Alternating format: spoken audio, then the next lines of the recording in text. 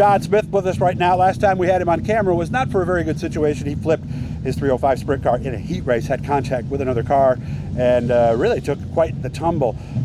First of all, you're okay? Nothing hurt? A little sore for a couple days, across my back and shoulders, but other than that, I'm good. I think that was from maybe the landing? Yeah, definitely a hard hit into the back of the seat. Did you go like 1.5 times, 2 times, something like that? 1.5, 2, something like that, yeah. And you would basically know where you could go. He spun, you hopped the tire pretty much, didn't you? Yep, yeah. One reality of open wheel racing, right, John? Yeah, it is. Okay. So the car was junk.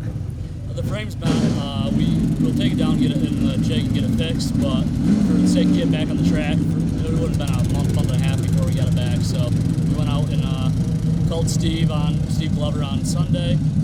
He had this roller sitting up there, gave me a pretty good deal on it, so we went and got it Monday and started transferring everything over from my car to this one. What could we transfer over?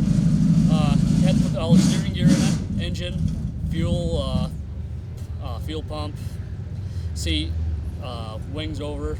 Mm-hmm. No, that's about it. So it got the fuel cell then?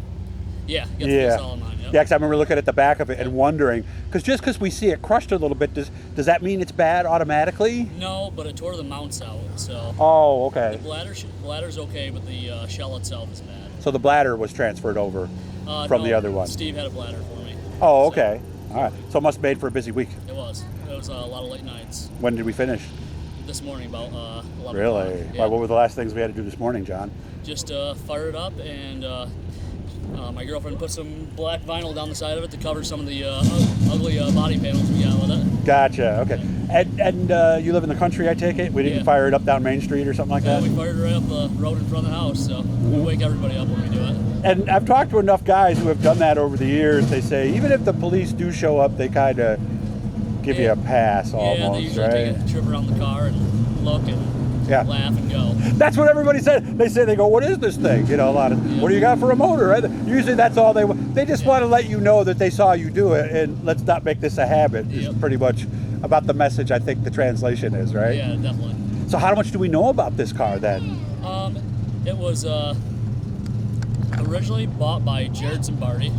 Oh, the juice. Yeah, Steve Kinzer run it a couple times. Really? And then Steve Glover picked it up, and I don't think it's been ran since 2021. Okay. So how do we know, how to set it up for today? Me and Steve had a conversation about it, and we went with what's in it, really. Okay. I reblocked it to make sure it was where it's supposed to be, and we're going to see what happens tonight. Do we scale sprint cars? No. No. What do we do then to make sure the weight's where it's supposed to be? You throw you throw the correct torsion bars in it, and then you put these little blocks on their axles and adjust the torsion arm stops down to where they touch. How long does that take? 20 minutes. Easy, or could it be tricky? Because I know scaling sometimes you try to get your cross weight, you go too far, you don't go far enough, and a lot of times you just can't find that number that you're looking for, right? Sprint cars are super easy. It doesn't hurt to put them on scales once in a while. But blocks are usually get you right back to where you need to be every week, and you can start fresh.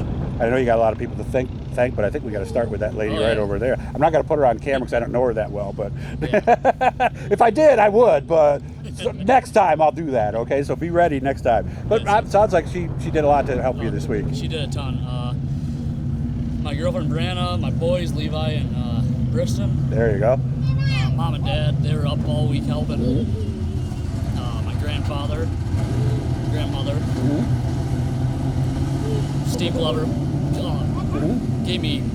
picked the car up, and he had a load of extra stuff for me. Fantastic. Yeah, just amazing guy. He's helped me out the last few years, and really came through this week when I gave him a call. So just everybody around me.